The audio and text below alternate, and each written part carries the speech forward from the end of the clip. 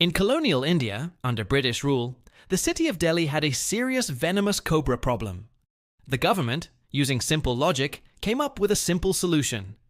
They offered a cash bounty for every dead cobra skin brought to them. The first order result was exactly as planned. People started killing cobras and collecting the money. Success, right? Wrong. This is where the second order consequences kicked in. Enterprising citizens started breeding cobras in their homes to kill them and collect the bounty.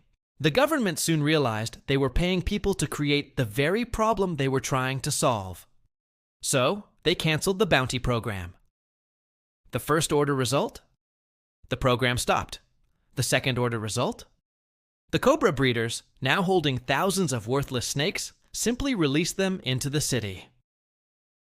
The cobra population in Delhi exploded, far worse than before the program began.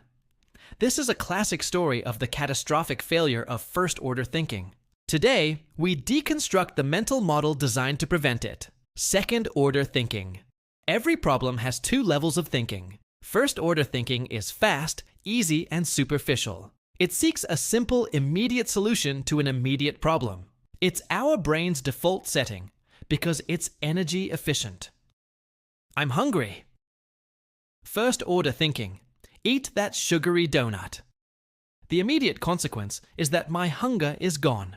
Problem solved. My team is not productive. First-order thinking.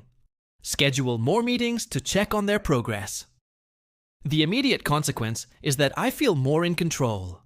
This level of thinking only looks at the immediate result. It doesn't ask the most important question in the world. And then what? Second-order thinking is the practice of asking that question repeatedly. It's about thinking in terms of chain reactions, interactions, and time.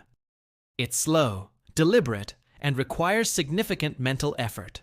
I'm hungry. Eat that sugary donut. And then what? I'll get a sugar crash in an hour and feel tired. And then what? I'll be hungry again and less productive. And then what? If I repeat this daily, my health will decline. Schedule more meetings. And then what? My team will have less time for deep work. And then what? Their actual productivity will drop, and their morale will suffer. First-order thinkers look for a single move. Second-order thinkers see the whole chessboard. This difference in thinking is what separates mediocre results from extraordinary ones. To make this practical, let's see how this plays out in the one area where first-order thinking is most costly: your personal finances. First-order thinking is the engine of most financial mistakes.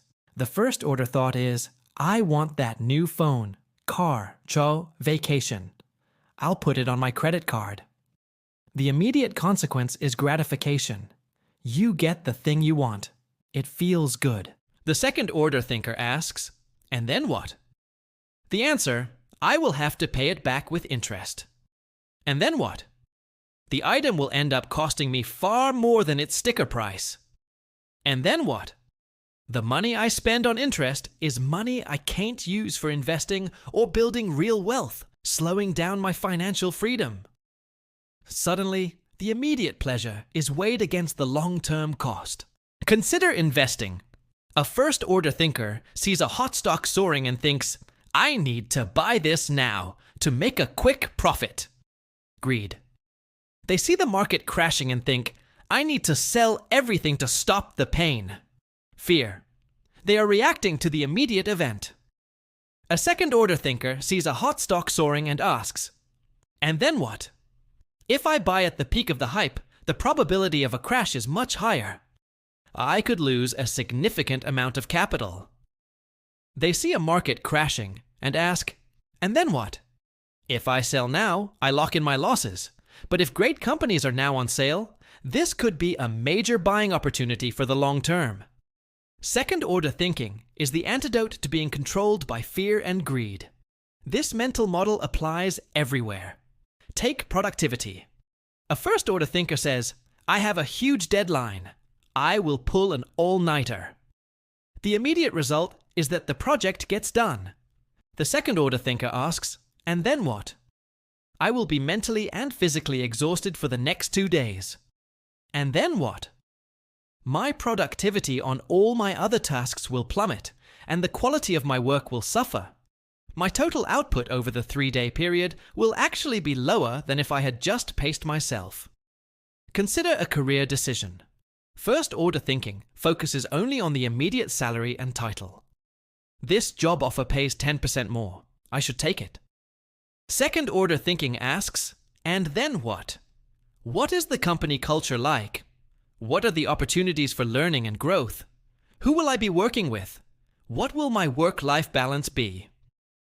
It understands that these second-order factors, the learning, the connections, the balance, will have a far greater impact on long-term career success and happiness than the initial salary bump.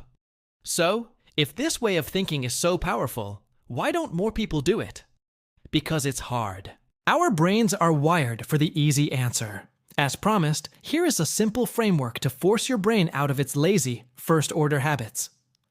To practice second-order thinking, you don't need to be a genius. You just need a structured way to force your brain to go deeper. For any major decision, run it through this 3-question framework. Question 1. What is the full range of potential first-order consequences? Don't just think about the one outcome you want. Think about all the immediate things that could happen, good and bad. This forces you to move beyond simplistic optimism and acknowledge the immediate risks. Question 2. For each of those consequences, what are the likely second and third-order consequences? This is the classic "and then what?" question. Take each of your first-order outcomes and follow the chain reaction. What happens a week later, a month later, a year later? Map out the domino effect. Often, a decision with a great first-order outcome has terrible second-order outcomes. Question 3. How will other people react to my decision? This is the master-level step. You are not making decisions in a vacuum. Your decisions create reactions from other people, who are also acting in their own self-interest. This is what the British government missed with the Cobra Effect. They didn't ask, how will enterprising people react to this new incentive? Thinking about the reactions of others can help you spot unintended consequences before they happen. First-order thinking is playing checkers. It's reacting to the last move. Second-order thinking is playing chess. It's anticipating future moves, understanding the interconnectedness of the pieces, and seeing the whole board. It is one of the most powerful mental models for avoiding disaster and achieving long-term success in any field. It's not about predicting the future with perfect accuracy. It's about developing a more thoughtful, strategic, and resilient approach to decision-making. By asking, and then what? You move from being a pawn of immediate circumstances to being the strategist of your own future. This is a true mental upgrade. Can you think of a time, in your life or in the news, where a decision based on first-order thinking led to a disastrous unintended consequence? Share the story in the comments below. Let's build a library of these cautionary tales. And if this video gave you a new model for making better decisions, hit the like button to help others learn to see the whole board. Thanks for thinking ahead with us today.